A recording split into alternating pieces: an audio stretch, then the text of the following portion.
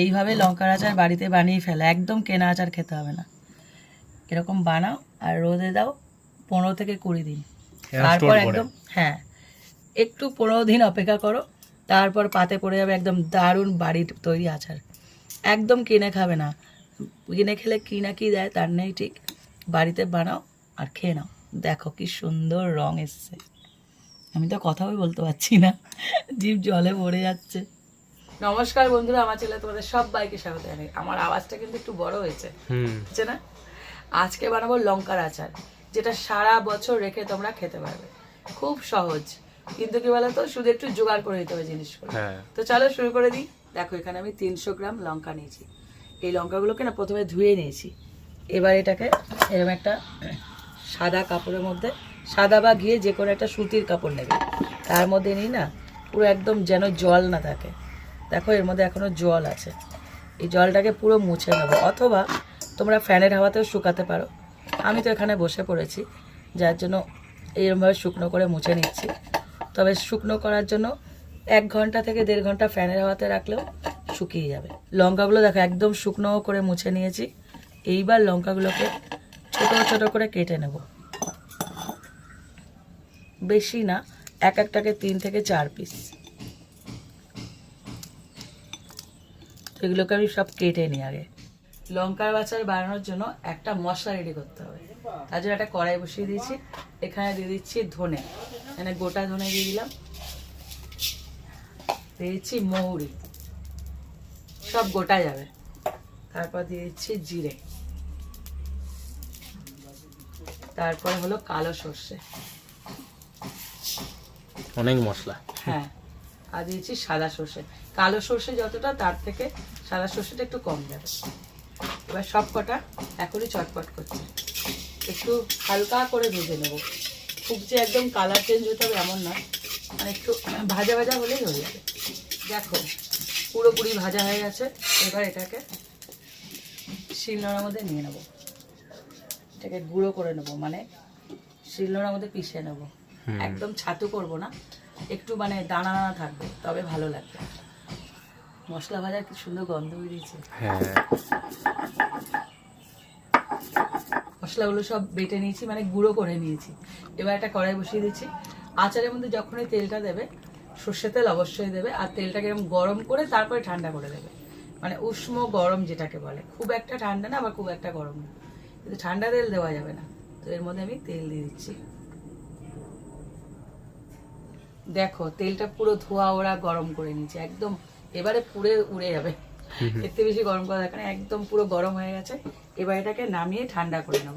এই দেখো লঙ্কাগুলোকে আমি মানে এক একটা লঙ্কাকে 3 থেকে 4 টুকরো করে নিয়েছি।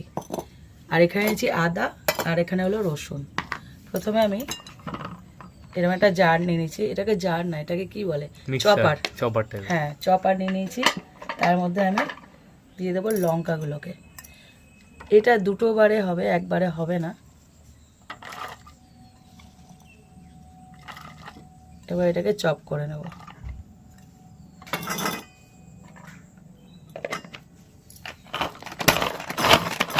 একদম সহজ কাজ।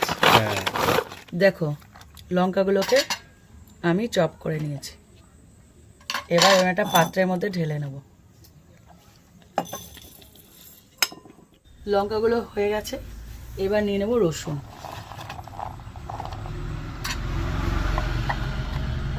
স্বয়ং চপ করে দিতে হবে। হ্যাঁ চপ করে দিলে কি হবে, এটা যখন রোদে দেবো না, ভালো মানে নির্যাসটা বেরোবে। এক এক করে আদা রসুন সব কটা একইভাবে করে নেব। দেখো রসুনটাও চপ করা হয়ে গেছে। এবার রসুনটাকে এই লঙ্কার মধ্যে দিয়ে দেবো। এবার নেব আদা,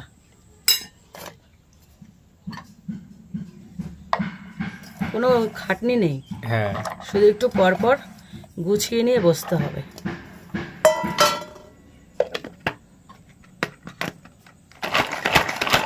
দেখো আদাটাও সেম ভাবে চপ করে নিলাম। আমার কাজ শেষ, এইবার শুধু মেশানোর পালা। কি দারুণ দেখতে লাগছে। এইবার এর মধ্যে একে একে আমি সমস্ত মিশিয়ে দেবো। প্রথমেই দিয়ে দেবো যেটা, সেটা হলো লবণ। দেখবে আচারে না একটু লবণটা বেশিই যায়, চড়া নুন যাকে বলে একদম। ওটা কিন্তু একদম কম দেবে না, একটু বেশিই দেবে। দিয়ে দিচ্ছি হলুদ গুঁড়ো। এবার লঙ্কার আচারে লঙ্কা কেন দিচ্ছি তোমরা বলবে, সেটা হলো কালারের জন্য। এটা হলো কাশ্মীরি রেড মির্চ পাউডার, খুব ভালো একটা কালার দেবে। আর যে মশলাটা গুঁড়ো করেছিলাম না, এই মশলাটা দিতে হবে একটু বেশি করে, এটাই তো মেন। আর সারা বছর রেখে খাওয়ার জন্য দিয়ে দেবো ভিনিগার। এটা দিলে একটু অনেক দিন থাকবে। আর আসল জিনিস যেটা, সেটা হলো সর্ষের তেল। এই দেখো গরম করা সর্ষের তেল, এখান থেকে নেব আর আচারের মধ্যে দেব, আর মেশাতে থাকবো। আহা, জিভে জল এসে যাচ্ছে আমার। এবার কি বলতো, ওপর নিচ করে ভালো মতো মিশিয়ে দেবো। আচার বানানো খুব সহজ, কিন্তু কি বলতো, একটু জোগাড় করে নিতে হবে সব। এই আচারটা যখন বানাবে না তোমরা, তখন না এই সর্ষের তেলটা একটু বেশি পরিমাণে দেবে, যেন আচারে যতটা বানাবে সেটা ডুবে থাকে। তাতে কী হয় বলো তো, যখন রোদে দেবে, এটা তো রোদ খাওয়াতেই হবে, প্রায় একদম 15 থেকে 20 দিন টানা রোদেই দেবো আর কি, রোদে, কড়া রোদে। তখন কী হয় বলো তো, এই যে তেলে ডুবে থাকলে সারা বছর এটা মজে থাকবে, আবার কমবে, ওই তেলটাই তো খাবে, অল্প অল্প লঙ্কাও নেবে, তেলও নেবে, আবার তেল দেবে, একই আগের জায়গায় পৌঁছে যাবে। দেখো ঠিক এরকম তেলের মধ্যে ডুবে থাকবে। আমি যখন দিয়েছিলাম না, তেলটা একটু কম পড়েছিল, আবার আমি গরম করে তেল মিশালাম এর মধ্যে। এই দেখো, এই যে আবার তেল গরম করছি, আবার কতটা তেল দিয়েছি। তেল কম পড়লে কিন্তু হবে না। তোমরা এইভাবে লঙ্কার আচার, আমি কথা বলতে পারছি না জানো তো, জিভে জল এসেছে, সে যে কোনো আচারই হোক, তোমরা বলো না আচার দেখলে জিভে জল আসে কিনা। তোমরা এইভাবে সেম পদ্ধতিতে লঙ্কার আচার বাড়িতে বানিয়ে ফেলো। তবে একটা রিকোয়েস্ট, এই যে বানাবে না লঙ্কার আচারটা, রোদে কিন্তু দিতে হবে, কড়া রোদে রোজ দিতে হবে। 15 থেকে 20 দিন দেবে, তারপরে খাওয়ার যোগ্য হবে। আমি মনে হচ্ছে আজকেই খাবো। তোমরা এই লঙ্কার আচার বাড়িতে অবশ্যই ট্রাই করো, ট্রাই করে আমায় কমেন্ট করো। আর এরকম আচার যদি ভালো লাগে, একটা লাইক দিয়ে যেহেতু, কেমন লাগলো, কালার দেখো কি সুন্দর হয়েছে, জিভে জল আনা কালার হয়ে গেছে। আর এরকম, আর এই রেসিপিটা শেয়ার করো। আর এরকম আরও রেসিপি পেতে আমার চ্যানেলটা সাবস্ক্রাইব করে দিও। আর যারা ফেসবুক থেকে দেখছো, তারা আমার পেজটা প্লিজ ফলো করে দিও। তো আজকের মতন টাটা টাটা।